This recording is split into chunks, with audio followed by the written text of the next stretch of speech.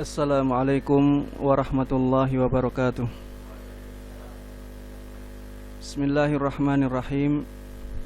Innal hamdalillah nahmaduhu wa nasta'inuhu wa nastaghfiruh wa na'udzu billahi min shururi anfusina wa min sayyiati a'malina. May yahdihillahu fala mudilla lahu wa may yudlil fala hadiyalah. Wa asyhadu an la ilaha illallah wahdahu la syarika lah wa asyhadu anna Muhammadan abduhu wa rasuluh.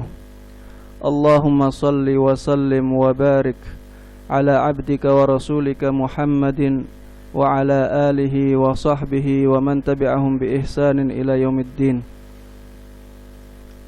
Bapak Kepala Desa yang kami hormati, Bapak Ketua RT yang kami hormati pula, dan para jamaah kajian, Bapak dan Ibu yang kami hormati. Alhamdulillah, segala puji bagi Allah Subhanahu wa ta'ala yang dengan kenikmatan-kenikmatan yang diberikan kepada kita semuanya, kita bisa berkumpul di hari yang penuh dengan berkah ini, hari Jumat, hari rayanya kaum muslimin setiap pekan. Ini juga di bulan Ramadan, bulan yang penuh dengan berkah. Rasulullah sallallahu alaihi wasallam dahulu mengatakan syahrun mubarak, bulan yang penuh dengan berkah. Di bulan Ramadan ini juga bulan diturunkannya Al-Qur'an, sebagaimana firman Allah Subhanahu wa taala, syahrul ramadhan alladzi unzila fihi al-Qur'an. Bulan Ramadan adalah bulan di mana diturunkannya Al-Qur'an. Di waktu yang penuh dengan berkah ini, alhamdulillah Allah Subhanahu wa taala mengizinkan kita untuk berkumpul untuk mengadakan kajian ilmu agama. Salawat dan salam semoga selalu terlimpahkan kepada baginda Nabi Agung Muhammad sallallahu alaihi wasallam, yang dengan petunjuknya lah kita tahu jalan yang lurus, kita tahu mana ibadah-ibadah yang diridhai oleh Allah Subhanahu wa ta'ala. Para jamaah kajian, Bapak Ibu yang saya hormati, yang semoga dimuliakan oleh Allah Subhanahu wa ta'ala, kajian kita pada kesempatan kali ini insyaallah kajian yang ringan dan waktu yang singkat, yaitu tentang salatmu penuntunmu. Salatmu penuntunmu, tentang ibadah yang sangat mulia, yaitu ibadah salat. Ibadah salat merupakan ibadah yang sangat istimewa karena termasuk di antara rukun Islam. Rukun artinya pondasi. Ini adalah pondasi Islam. Apabila orang meninggalkan salat, maka Islamnya akan runtuh. Makanya Rasulullah sallallahu alaihi wasallam telah bersabda, "Al-'ahdul ladzi bainana wa bainahumus shalah, faman tarakaha faqad kafar." Perjanjian antara kita dengan mereka orang-orang kafir adalah ibadah salat.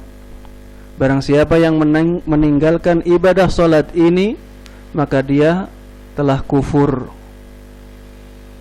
Ibadah salat merupakan ibadah yang sangat istimewa. Karenanya Allah Subhanahu wa ta'ala menggunakan cara yang sangat istimewa untuk mensyariatkannya. Dengan cara apa? Dengan cara Mi'raj. Dengan cara Isra dan Mi'raj. Puncaknya pada Mi'raj tersebut, ketika Rasulullah sallallahu alaihi wasallam diangkat oleh Allah Subhanahu wa ta'ala untuk menghadapnya.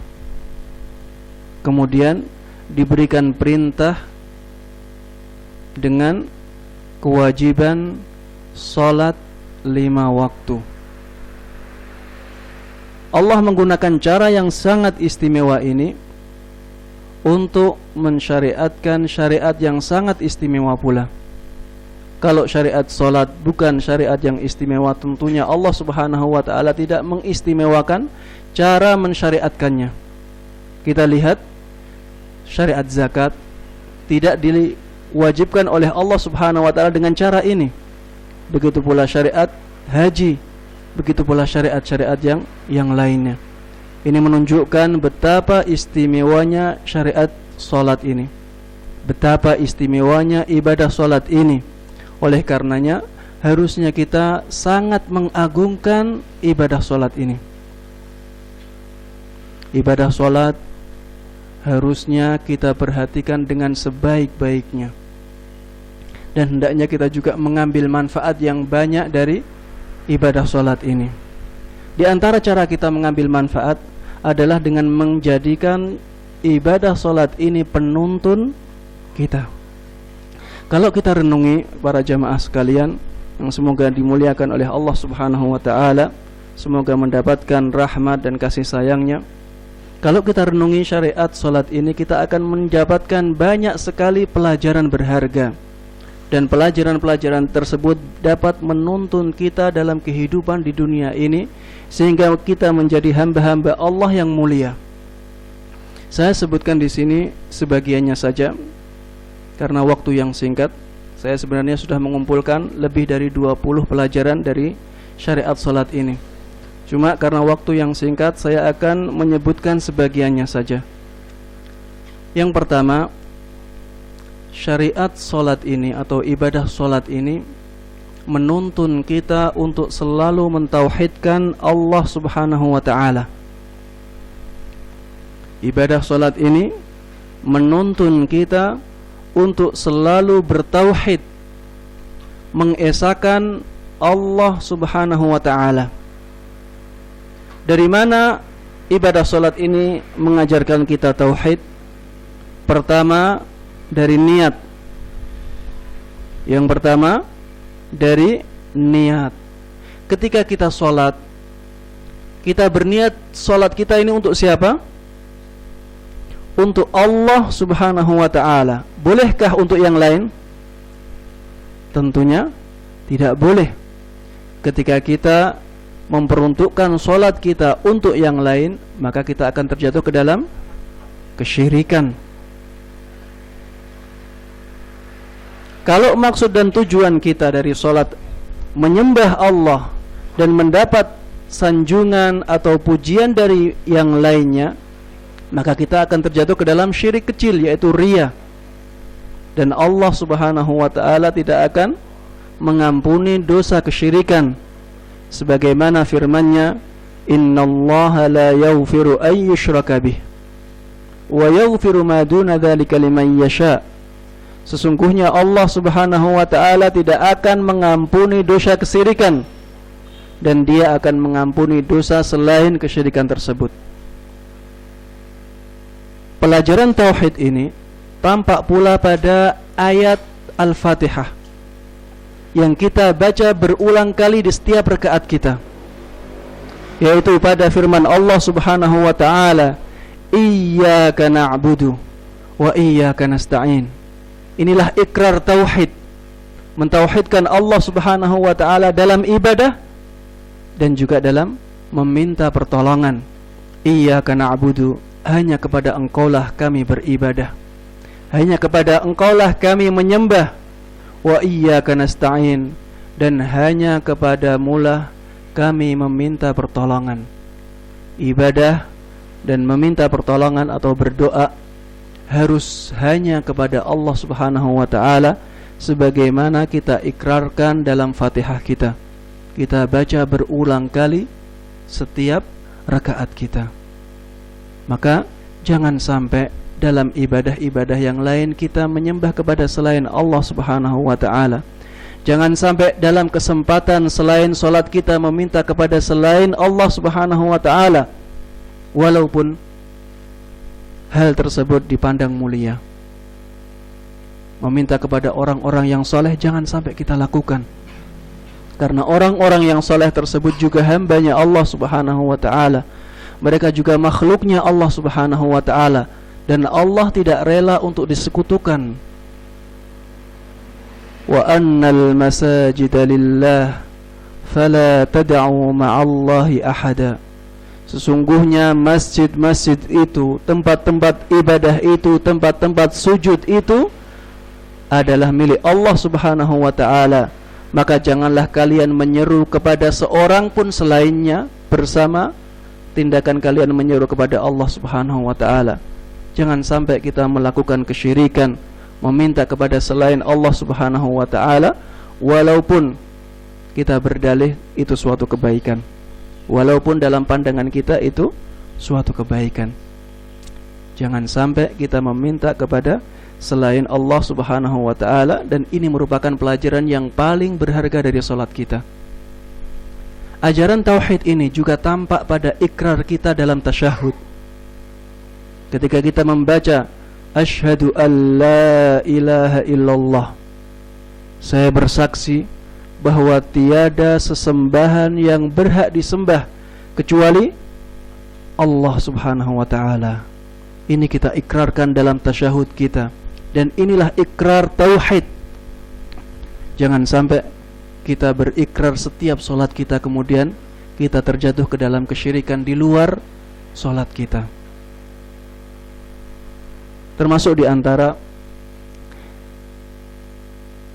tindakan mempersekutukan Allah Subhanahu wa ta'ala yang dilakukan oleh sebagian kaum muslimin tanpa sadar, dilakukan oleh sebagian kaum muslimin tanpa pengetahuan karena mereka tidak punya ilmu tentang itu, adalah tindakan meminta doa kepada ahli kubur. Meminta didoakan oleh siapa? Ahli kubur. Ini tindakan meminta-minta kepada selain Allah Subhanahu wa ta'ala, dan ini tidak diperbolehkan karena ahli kubur tersebut sebenarnya tidak mendengar, sebagaimana sabda firman Allah Subhanahu wa ta'ala, wa ma anta bimusmi'im man fil kubur. Engkau wahai Muhammad tidak akan bisa menjadikan orang-orang yang di dalam kuburan tersebut mendengar. Wahai Muhammad, engkau tidak akan mampu menjadikan orang-orang yang di dalam kubur tersebut mendengarmu. Mereka tidak mendengar kita lagi karena alamnya sudah berbeda. Mereka di alam barzakh, sedangkan kita di alam dunia. Barzakh artinya apa? Siapa yang tahu artinya barzakh? Barzakh artinya sekat, ya. Sekat. Kita berada di dua alam yang berbeda, yang bersekat. Wa min waraihim barzakhun ila yaumi yub'atsun. Dan di balik mereka, di balik kehidupan mereka ada alam barzakh. Setelah kehidupan dunia ini ada alam barzakh sampai manusia-manusia tersebut dibangkitkan. Barzakh artinya pembatas. Pembatas sehingga antara dua makhluk, dua alam ini tidak saling berhubungan. Bayangkan ya, kalau mayit mendengar orang yang masih hidup, betapa terganggunya mereka. Apalagi kuburan-kuburan yang selalu diziarahi. Kapan mereka akan tenang dalam kuburannya kalau mereka selalu mendengar orang-orang yang berziarah tersebut? Oleh karenanya Allah Subhanahu wa ta'ala menegaskan hal ini. Pelajaran yang kedua yang dituntunkan oleh solat kita, dalam beribadah kita harus berittiba'. Kita harus mengikuti tuntunan.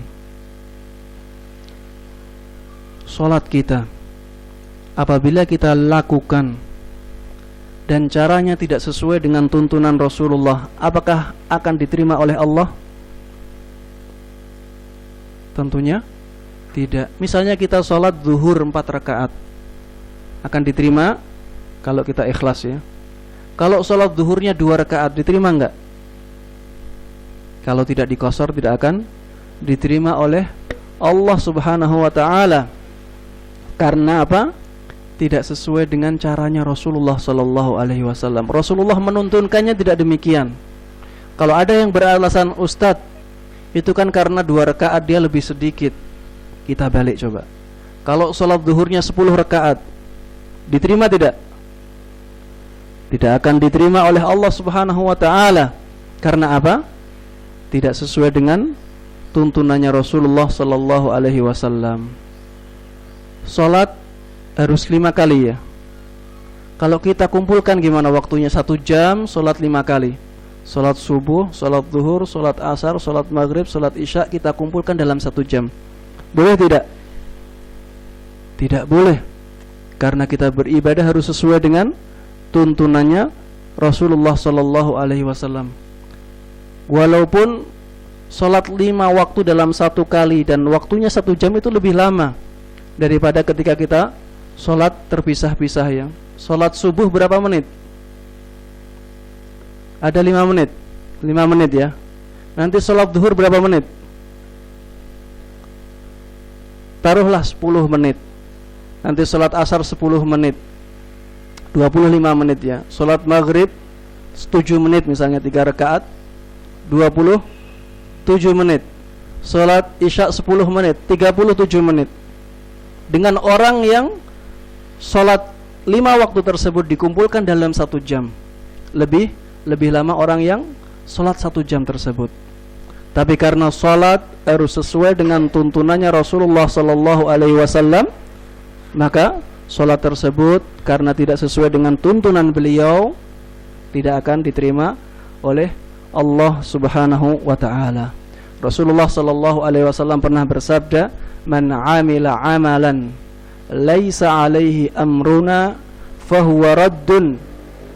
Barang siapa yang melakukan amalan sholat dan amalan sholat tersebut, barang siapa yang melakukan amalan ibadah tetapi tidak sesuai dengan tuntunan kami, maka amalan tersebut akan ditolak. Amalan tersebut akan menjadi sia-sia tanpa pahala. Karena apa alasannya? Karena pahala adalah milik siapa? Milik Allah Subhanahu wa ta'ala. Dan Allah lah yang berhak menentukan pintu-pintu pahala tersebut. Dan yang tahu pintu-pintu pahala tersebut siapa? Rasulullah sallallahu alaihi wasallam. Makanya kita tidak boleh beribadah tapi ibadah tersebut tidak sesuai dengan tuntunannya Rasulullah sallallahu alaihi wasallam. Salat kita semuanya, dari gerakan kita, dari semua ucapan yang ada di dalam salat kita, itu mengajarkan kepada kita, menuntun kita untuk selalu berittiba', mengikuti tuntunan Rasulullah sallallahu alaihi wasallam. Saya contohkan lagi. Misalnya ada orang sholat, dia tidak membaca Fatihah, tapi membaca seluruh surat dalam Al-Quran. Sah nggak sholatnya? Dia menghatamkan Al-Quran, tapi Al-Fatihahnya tidak dibaca dalam sholat itu. Sholatnya sah? Tidak akan sah. Karena apa? Karena Rasulullah menuntunkannya harus dengan Al-Fatihah. Walaupun surat-surat tersebut semuanya juga firman Allah Subhanahu wa ta'ala, namun karena sholat ini harus sesuai dengan tuntunan, maka tidak diperbolehkan. Contohnya lagi, kalau kita ganti Allahu Akbar dengan Allahu A'zam, bisa enggak? Allahu Akbar artinya apa? Allah Maha Besar. Allahu A'zam artinya Allah Maha Agung. Agung dan besar apa bedanya? Kedua-duanya menunjukkan atau artinya akhirnya sama, bahwa Allah adalah zat yang paling agung, zat yang paling besar. Tetapi ketika kita membuka sholat kita dengan Allahu A'zam, takbiratul ihramnya menjadi tidak sah, walaupun artinya sama. Karena sholat menuntun kita untuk berittiba' sesuai dengan tuntunannya Rasulullah sallallahu alaihi wasallam. Salat menuntun kita untuk beribadah sesuai dengan tuntunannya Rasulullah sallallahu alaihi wasallam, laqad kana lakum fi Rasulillahi uswatun hasanah. Dan benar-benar telah ada bagi kalian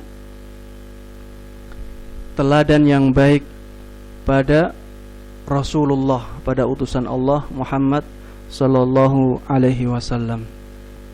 Ketika sholat menuntunkan kita untuk selalu mengikuti beliau, maka tentunya dalam ibadah-ibadah lain yang juga demikian ya.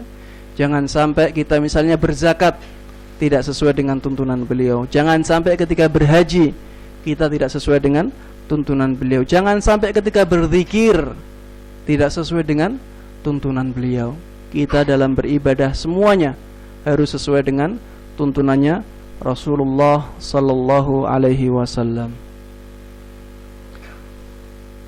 Yang ketiga, syariat salat menuntunkan kepada kita untuk memilih pemimpin yang baik. Syariat salat menuntunkan kepada kita untuk memilih pemimpin yang baik. Rasulullah sallallahu alaihi wasallam di dalam sebuah sabdanya mengatakan, ya ummukum aqra'ukum li kitabillah. Orang yang mengimami kalian adalah orang yang paling baik bacaan Al-Qur'annya. Ada yang mengatakan orang yang mengimami kalian adalah orang yang paling paham dengan agamanya, orang yang paling alim. Ada yang mengatakan aqra di sini artinya a'lam. Termasuk di antara ulama yang memilih pendapat ini adalah Imam Syafi'i rahimahullahu taala. Imam Syafi'i mengatakan aqra'ukum di sini artinya a'lamukum. Orang yang paling baik bacaan Al-Qur'annya maksudnya adalah orang yang paling alim ilmu agamanya. Kenapa Imam Syafi'i menafsiri seperti ini? Karena kenyataan orang yang paling baik bacaannya di zamannya Rasulullah sallallahu alaihi wasallam adalah orang yang paling paham terhadap agamanya. Karena mereka termasuk di antara kebiasaannya para sahabat, mereka tidak menambah 10 ayat hafalan kecuali setelah memahami ayat-ayat tersebut. Mereka menghafal 10 ayat, kemudian memahami isi kandungan dari ayat-ayat tersebut. Mereka tidak melampaui 10 ayat ini sebelum paham isinya. Semakin banyak orang hafal Al-Quran ketika di zaman sahabat ya, maka dia otomatis semakin paham dengan agamanya. Dia semakin alim. Makanya Imam Syafi'i berpendapat demikian. Jika tidak ini, maka kita mengambil pendapat yang kedua. Siapa yang paling bagus bacaannya, maka dialah yang berhak menjadi imam. Ini menuntunkan kepada kita bahwa ketika kita ingin memilih seorang pemimpin, maka hendaklah memilih yang paling alim, memilih yang paling soleh. Karena orang yang soleh, dia akan mengusahakan agar masyarakatnya menjadi soleh, menjadi baik semuanya. Dan tentunya itu merupakan kebaikan yang luar biasa, karena kebaikan akhirat jauh lebih baik daripada kebaikan dunia. Dan orang yang akhiratnya bagus, orang yang akhiratnya baik, insya Allah dia akan memikirkan dunianya yang baik pula. Syariat salat ini juga menuntunkan kepada kita untuk taat kepada pemimpin yang sah. Ini pelajaran yang keberapa? Yang keempat. Syariat salat menuntun kita untuk mengikuti pemimpin yang sah. Mana dalilnya, Ustaz? Dalilnya adalah innama ju'ilal imamu liyutamma bihi fa idza kabbara fakabbiru wa idza raka'a farka'u wa idza qala sami'allahu liman hamidah faqulu rabbana walakal hamd. Sesungguhnya imam, dia ditunjuk sebagai imam adalah untuk diikuti, untuk diikuti. Makanya apabila imam tersebut mengucapkan takbir, maka bertakbirlah kalian. Apabila imam tersebut ruku, maka rukulah kalian. Dan apabila imam tersebut membaca sami'allahu liman hamidah, maka hendaklah kalian mengucapkan rabbana walakal hamd. Imam di dalam sholat harus kita ikuti. Imam di dalam sholat harus kita ikuti. Dan imam di dalam sholat hanya mengimami sebagian kecil masyarakat. Kalau imam salah, madaratnya lebih kecil daripada pemimpin yang lebih besar. Misalnya kepala desa, misalnya wali kota, misalnya presiden. Semakin besar tanggung jawab seorang imam, maka kesalahan yang sedikit pun akan semakin besar akibatnya. Ketika di skala yang kecil saja kita diwajibkan untuk mengikuti imam dalam kebaikannya, apalagi dalam skala yang lebih besar, maslahat dan madaratnya juga lebih besar, kita lebih diwajibkan untuk mengikuti pemimpin. Maka kita tidak boleh memberontak kalau ada pemimpin yang mengeluarkan peraturan-peraturan yang ada maslahat yang besar di dalamnya, maka kita harus mengikuti. Rambu-rambu lalu lintas wajib enggak diikuti? Wajib. Karena apa? Karena merupakan bentuk ketaatan kepada seorang pemimpin yang sah. Maka di sini kita bisa melihat kesalahan sebagian kaum muslimin yang memberontak atau membuat keonaran untuk menggulingkan kekuasaan pemerintahan yang sudah sah. Seperti yang bisa kita lihat di zaman sekarang ini, kita misalnya ISIS, kelompok radikal yang lainnya yang mereka berusaha untuk menggulingkan pemerintah, untuk memberontak kepada pemerintah. Ini tidak sesuai dengan sunnah Nabi, tidak sesuai dengan tuntunan syariat Islam yang dibawa oleh Rasulullah sallallahu alaihi wasallam. Ketika kita mengulang-ulang sholat kita seringkali berjamaah, maka hendaklah kita selalu mengingat hal ini, ya. Jangan dikira mengikuti peraturan pemerintah tidak berpahala.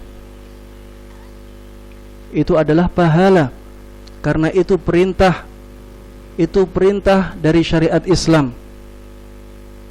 Dan perintah apabila kita lakukan, maka kita akan mendapatkan pahala. Jangan dikira ketika kita berhenti di lampu merah kita tidak mendapatkan pahala. Hadirkan niat bahwa itu mengikuti pemerintah yang sah, dan itu akan mendapatkan pahala dari Allah Subhanahu wa ta'ala. Coba bayangkan kalau tidak ada lampu merah, apa yang terjadi? Akan tidak ada, masyarakat tidak teratur, akan banyak terjadi kecelakaan. Dengan adanya peraturan tersebut, maslahat duniawi akan banyak diraih oleh masyarakat.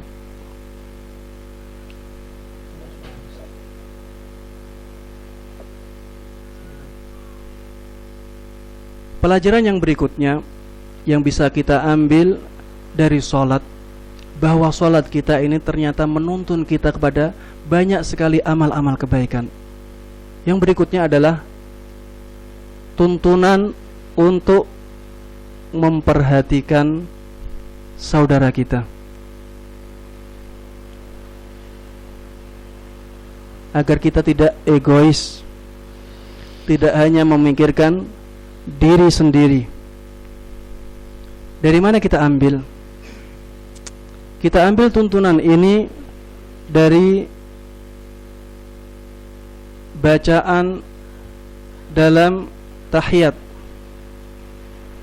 Kita membaca apa? Assalamu alayna wa ala ibadillahis salihin. Semoga keselamatan terlimpahkan atas kita dan atas hamba-hambamu yang soleh. Semoga keselamatan terlimpahkan kepada kita dan kepada hamba-hambamu yang soleh. Di sini ada tuntunan untuk memperhatikan orang lain, agar kita tidak egois, tidak hanya berdoa untuk diri sendiri. Kita juga mendoakan orang lain. Kita juga ingat kepada orang lain, terutama hamba-hamba Allah yang soleh. Jika mereka baik, keadaan kehidupan mereka baik, tentunya kesempatan mereka untuk memperbaiki masyarakat menjadi semakin baik. Ketika kita dituntun untuk memperhatikan orang lain, maka hendaknya kita setelah selesai sholat mengetahui keadaan orang-orang di sekitar kita. Ada enggak mereka yang kekurangan, sehingga kita bisa beri bantuan? Ada enggak orang-orang yang sulit mencari nafkah? Kita bantu mereka dengan apapun yang bisa kita lakukan. Bantuan tidak hanya berupa materi ya. Kalau aku punya materi, silahkan dibantu dengan materi, dan ini merupakan didikan sholat kita. Kita juga bisa membantu dengan memberikan solusi. Apabila ada mereka punya masalah-masalah, kita bantu dengan memberikan solusi. Kita bantu dengan tenaga kita juga bisa. Kita bantu dengan waktu luang kita juga bisa.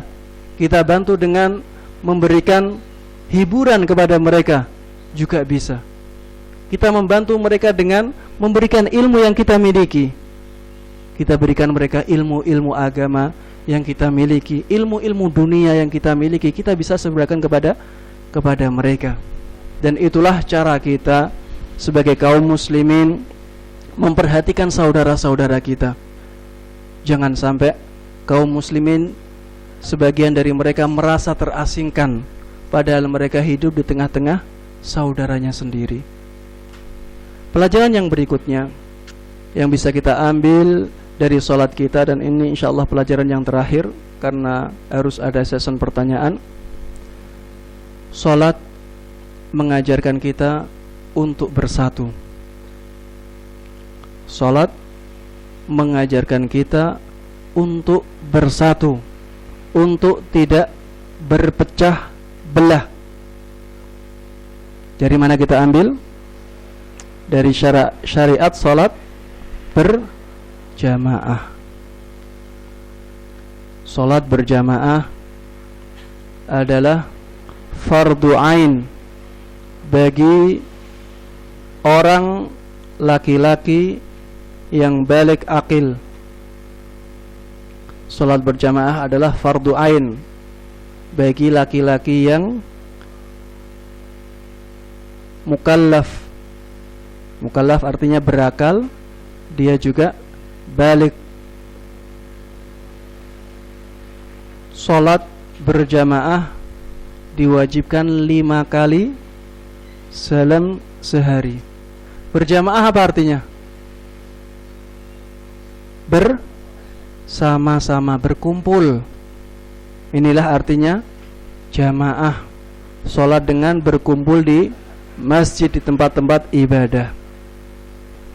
Kita disuruh berkumpul 5 kali sehari agar hati-hati kita menjadi satu, agar kaum muslimin menyatu. Ketika mereka bersatu, maka mereka akan menjadi kuat. Ketika mereka kuat, mereka akan menjadi maju. Orang-orang kalau persatuannya erat, mereka akan mudah untuk maju. Mereka akan mudah untuk menggalang kekuatan. Dan inilah yang diajarkan, dituntunkan oleh sholat kita. Apakah pantas kita berkumpul 5 kali sehari, kemudian setelah itu kita berpecah belah? Sangat tidak pantas. Satu shaf, satu imam, kemudian setelah itu bertengkar, sangat tidak pantas. Salat menuntunkan kepada kita untuk bersatu padu sebagai kaum muslimin. Salat berjamaah 5 kali sehari. Ada di sana perkumpulan yang lebih besar dalam setiap pekan, salat Jumat. Ini juga mengumpulkan kaum muslimin agar mereka bersatu, agar mereka merasa bahwa saudaranya ternyata banyak. Makanya ketika sholat Jum'ah disyariatkan juga untuk berjalan ya. Ini sunnah yang sudah banyak orang yang meninggalkannya. Jarak hanya 100 meter pakai motor. Padahal di sana ada hadis yang sangat agung sekali. Hadis yang sangat agung sekali dan berkaitan dengan berjalan dari rumah ke masjid ya. Man ghasala waghtasal wa bakkara wabtakar wadana minal imami wastama'. Barang siapa yang dia membasuhi kepalanya, mandi, berangkat awal sehingga dia mendengarkan khutbahnya imam dari awalnya, kemudian dia mendekat kepada imam dan mendengarkan khutbahnya, Rasulullah mengatakan, kana lahu bi kulli khatwah ajru sanah. Ini hadis yang sahih ya, diriwayatkan oleh Imam Abu Dawud, Imam At-Tirmidzi, disahihkan juga oleh Ibnu Hibban, disahihkan juga oleh Syekh Albani. Maka baginya, bagi orang ini, di setiap langkahnya pahala setahun penuh. Ajru qiyamiha wa siyamiha. Pahala puasanya dan pahala salat malamnya. Tapi dia ada syarat yang sekarang sudah banyak ditinggal, dengan berjalan. Dia berjalan kaki. Dalam hadisnya walam yarkab, dia tidak menaiki tunggangan ketika berangkat tersebut. Maka akan mendapatkan pahala yang sangat besar ini. Setiap langkahnya akan mendapatkan pahala setahun penuh, pahala puasanya dan pahala sholat malamnya. Dengan orang-orang berjalan banyak ya dari rumah, maka tentunya mereka akan saling bertemu, akan saling ngobrol. Mereka akan semakin erat hubungannya. Banyak sekali hikmah-hikmah yang lain. Di antara hikmahnya juga akan menjadikan syiar Islam semakin tampak, akan menampakkan kekuatan kaum muslimin. Inilah di antara hikmah-hikmah dari syariat berjalan ini. Berjalan dari rumah ke masjid. Ini merupakan pahala yang sangat besar. Ada perkumpulan yang lain setiap tahun sekali, lebih besar dari sholat Jumat ya, sholat Aid, bahkan 2 kali, sholat Idul Fitri sama Idul Adha. Ini juga menuntunkan kepada kita agar kaum muslimin bersatu. Ketika dalam sholatnya bersatu, hendaknya juga dalam kegiatan-kegiatan yang lainnya. Jangan sampai berpecah belah. Sebab-sebab perpecahan hendaknya kita jauhi. Di antara sebab perpecahan adalah mengikuti tuntunan selain tuntunannya Rasulullah SAW. Kalau umat Islam ingin bersatu, maka hendaknya mereka menyatukan tempat kembalinya dalam beribadah. Kalau tempat kembalinya tidak disatukan, maka mereka akan semakin berpecah belah. Setiap orang bisa berdalil dengan dalilnya sendiri, bisa berdalih dengan dalihnya sendiri, bisa melakukan pembenaran dengan logikanya sendiri. Ketika sumber untuk beribadah satu, maka itu akan semakin mempercepat persatuan kaum muslimin. Apabila mereka berbeda pendapat, maka hendaklah mengembalikannya kepada sumber yang sama dan memahaminya dengan pemahaman yang sama, yaitu pemahamannya para sahabat, pemahamannya para tabi'in dan tabi'ut tabi'in, generasi awal Islam. Allah Subhanahu wa taala berfirman di dalam Al-Qur'an, "Wa makhtalaftum fi fahukmuhu ilallah." Apapun yang kalian perselisihkan, maka hukumnya kembali kepada Allah Subhanahu wa taala. Allah memberikan hukum dalam masalah ini apa? Maka hendaknya kita kembalikan perselisihan tersebut ke dalam hukumnya Allah Subhanahu wa taala. Ya ayyuhalladzina amanu athi'ullaha wa athi'ur rasula wa ulil amri minkum fa in tanaza'tum fi syai'in farudduhu ila Allah war rasul in kuntum tu'minuna billahi wal yaumil akhir. Wahai orang-orang yang beriman, taatlah kepada Allah, taatlah kepada Rasulnya, dan taatlah kepada para pemimpinmu. Apabila kalian berbeda pendapat, saling berselisih, maka hendaklah kalian kembalikan kepada Allah dan Rasulnya jika memang kalian beriman kepada hari akhir. In kuntum tu'minuna billahi wal yaumil akhir. Apabila kalian benar-benar beriman kepada Allah dan hari akhir. Ketika kaum muslimin ingin bersatu, maka hendaklah mereka mengembalikan semua perbedaan mereka kepada Allah dan kepada Rasulnya, kepada Al-Quran dan Sunnah Rasulullah Sallallahu Alaihi Wasallam. Ketika ada celah misalnya, pemahaman kan bisa berbeda Ustadz, maka hendaklah kita kembalikan kepada pemahaman yang satu, yaitu pemahamannya para sahabat Rasulullah Sallallahu Alaihi Wasallam.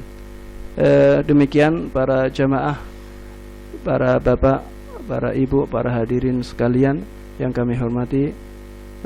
Karena waktu yang sedikit ya, maka saya akhiri kajian ini. Mudah-mudahan bisa kita bertemu lagi di kesempatan yang lain untuk meneruskan tuntunan-tuntunan salat yang lainnya. Wallahu ta'ala a'lam.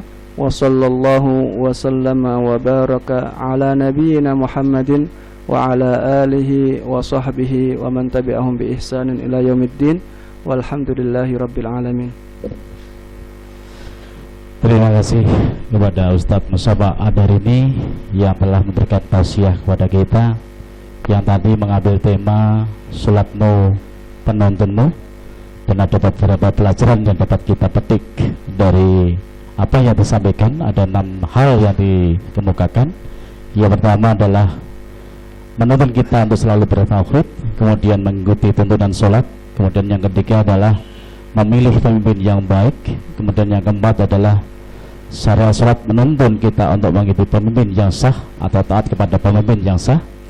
Kemudian yang kelima adalah memperhatikan saudara kita, dan yang terakhir tadi yang disampaikan adalah sholat mengajarkan kita untuk bersatu. Bapak Ibu hadirin hadirat muslimin muslimat yang berbahagia, kita menginjak sesi yang kedua, yaitu tanya jawab.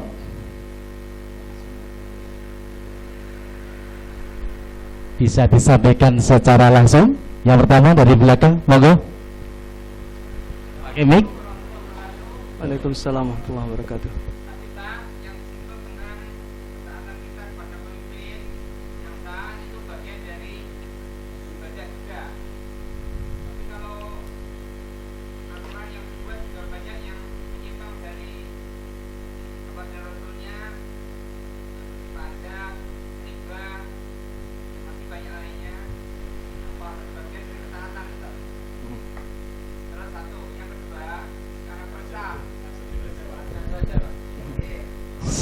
Satu-satu aja ya, waktunya yang tidak mencukupi. Yang lain atau langsung dijawab Pak Ustadz? Langsung ya.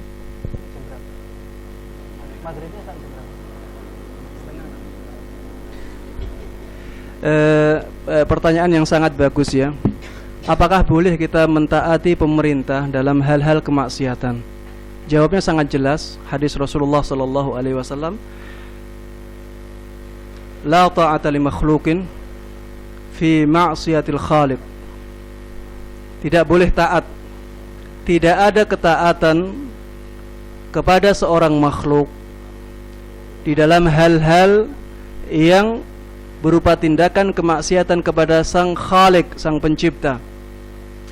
Ketika pemerintah yang sah memerintahkan kepada kita, mewajibkan kepada kita hal-hal yang di situ terdapat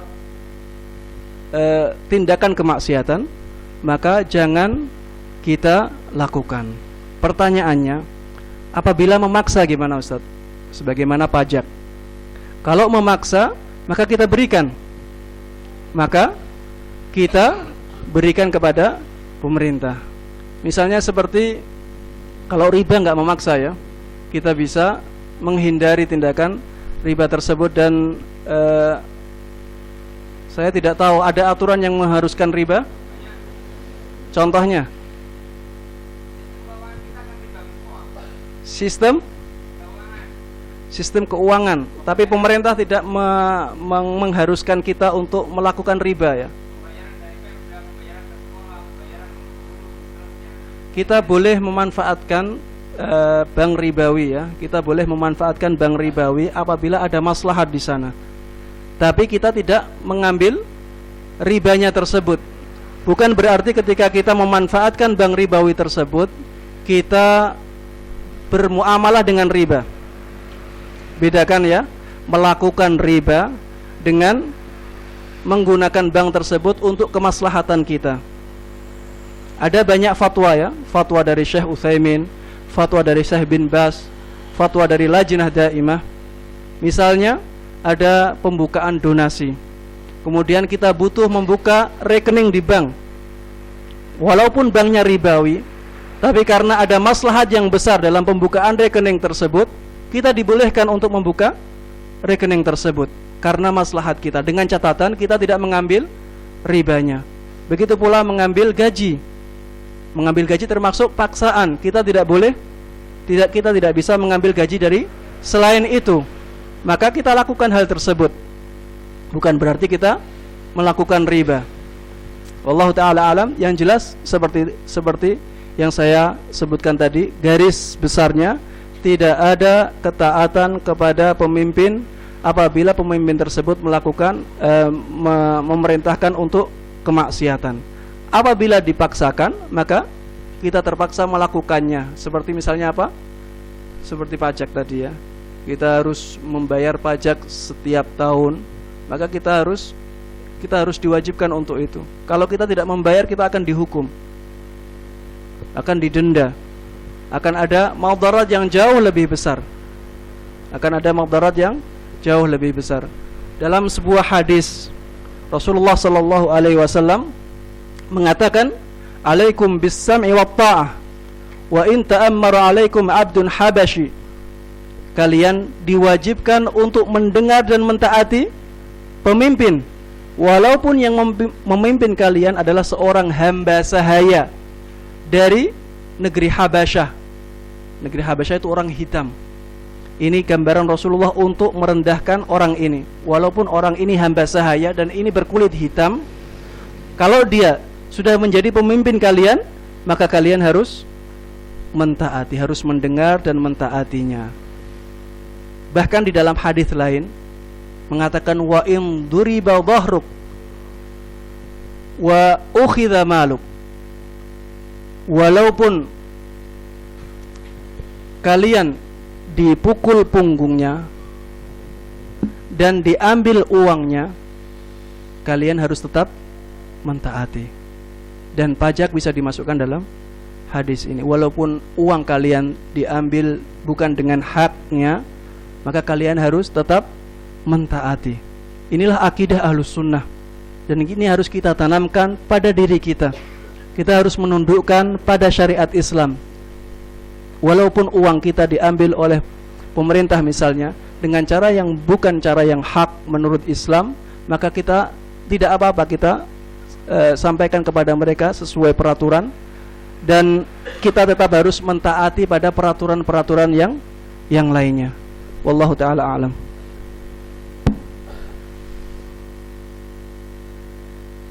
Karena waktu, karena sudah ada yang antri bertanya lewat tulisan, maka akan kami bacakan pertanyaan-pertanyaan yang sudah masuk ke kami. Assalamualaikum Pak Ustadz. Sholat yang jumlah rakaatnya hanya 2, duduk tasawufnya duduk iftirash atau duduk tawaruk? Ada perselisihan pendapat di antara para ulama dalam cara duduk bertasyahud di rakaat yang di sholat yang hanya 2 rakaat. Ada ustadz-ustadz yang merojihkan atau menguatkan pendapat yang iftirash. Tahu yang iftirash ya? Yang seperti tasyahud awal, itu iftirash. Ada yang mengatakan semuanya sholat selain yang tahiyatnya 2, semuanya duduknya iftirash. Berdalil dengan hadis Aisyah radhiyallahu anha. Ada yang mengatakan duduknya dengan tawarruk.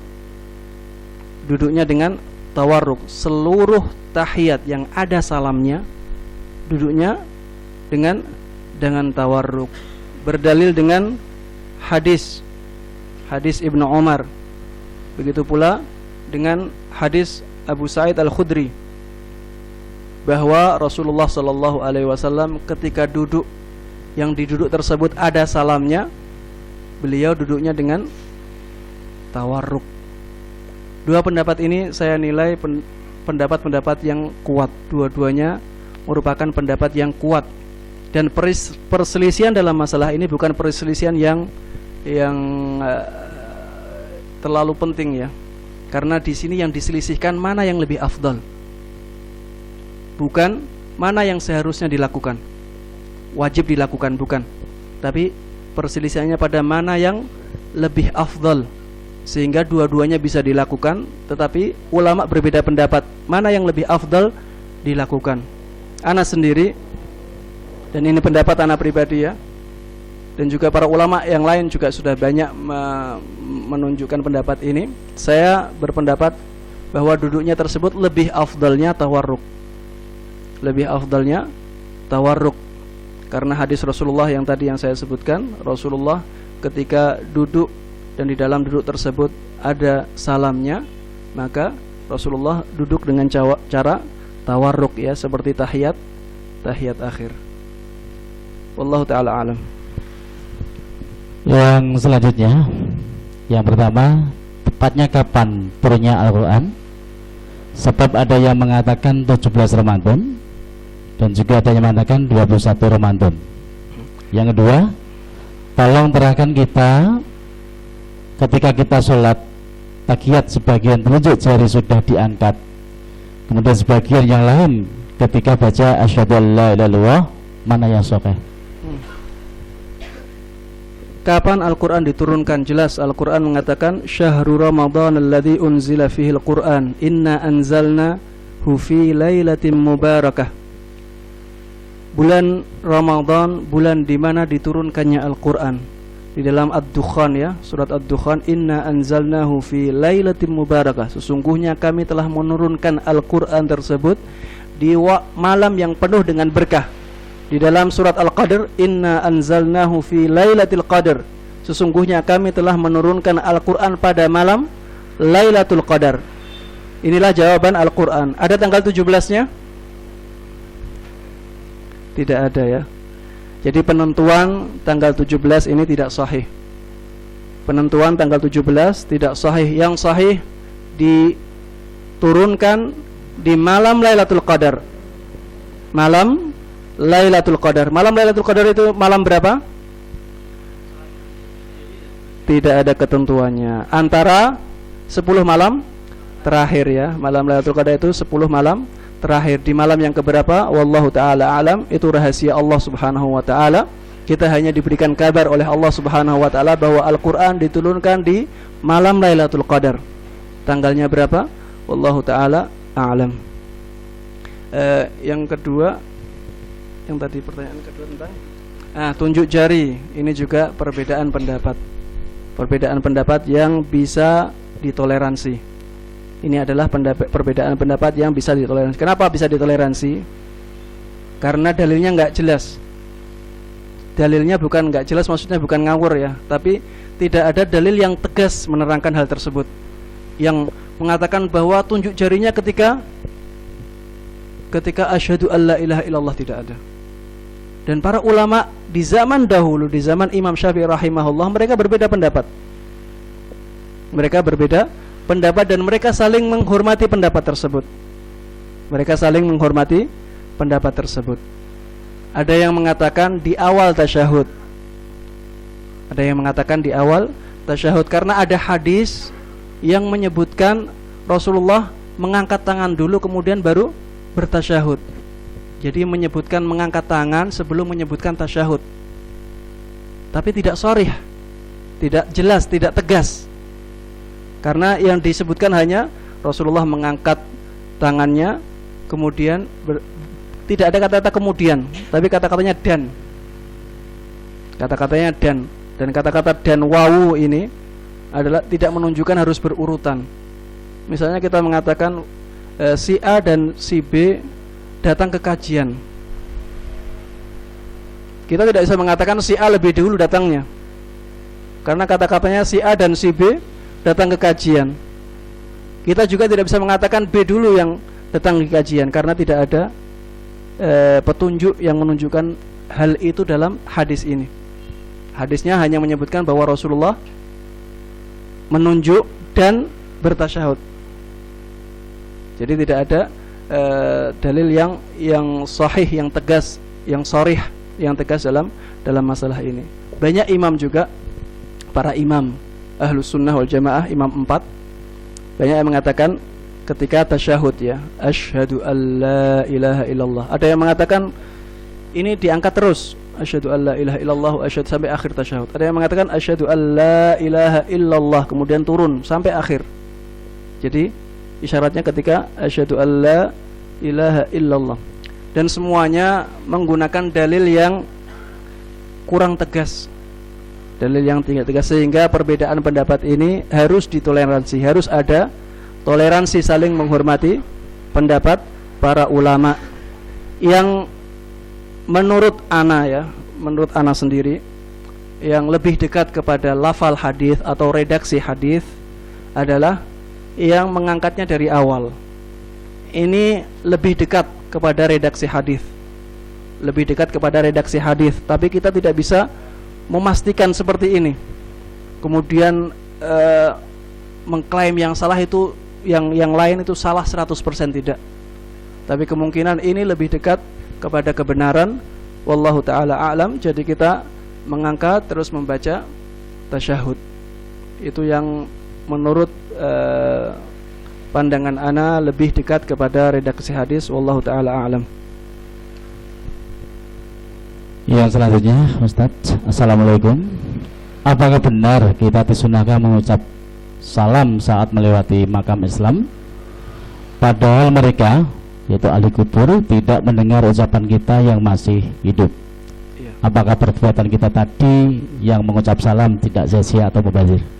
Iya, ini salam adalah sesuatu yang dituntunkan oleh Rasulullah sallallahu alaihi wasallam ya. Berziarah adalah sesuatu yang dituntunkan oleh Rasulullah sallallahu alaihi wasallam dengan mengucapkan salam kepada ahli kubur dan mendoakan kebaikan-kebaikan untuk mereka, dan juga untuk mengingatkan diri kita kepada kematian dan hari akhir. Ini merupakan sunnah Rasulullah sallallahu alaihi wasallam. Inni kuntu nahaitukum an ziyaratil kubur fazuruha fa innaha tudzakirul akhirah. Sungguh aku dahulu pernah melarang kalian melakukan ziarah kubur, sekarang lakukanlah, karena ziarah mengingatkan kalian kepada hari akhir. Di dalam riwayat lain, fa innaha tudzakirul maut, bahwa ziarah kubur tersebut akan mengingatkan kepada kematian. Kalau ada pertanyaan yang mereka kan enggak mendengar, Ustaz, kenapa kita salam kepada mereka? Ini sama dengan pertanyaan, apakah kita tidak mendoakan ahli kubur karena mereka tidak mendengar kita? Salam artinya apa? Assalamualaikum artinya apa? Semoga keselamatan terlimpahkan atas kalian. Ini adalah doa. Ustadz, mereka kan nggak mendengar, kenapa lafalnya assalamualaikum? Biasanya kalau kum kan harus orang yang mendengar. Tidak harus. Ini tidak harus ya. Kita membaca di dalam tasyahud, assalamu alaika. Assalamu alayka ayyuhan nabi wa rahmatullahi wa barakatuh. Semoga keselamatan terlimpahkan atas engkau wahai nabi. Apakah Nabi mendengar kita? Tidak. Rasulullah sallallahu alaihi wasallam ketika masih hidup bacaannya sama. Orang yang sholat di Masjid Quba dengan yang sholat di Masjid Nabawi bacaannya sama, baca assalamu alayka juga. Tapi Rasulullah tidak mendengar bacaan salamnya orang-orang yang sholat di Masjid Quba. Ini sudah maghrib ya. Bagi yang kita disunahkan untuk mempercepat berbuka puasa, maka kita tutup dulu atau kita hentikan dulu kajiannya hingga waktu ini. Wallahu ta'ala alam. Assalamualaikum warahmatullahi wabarakatuh.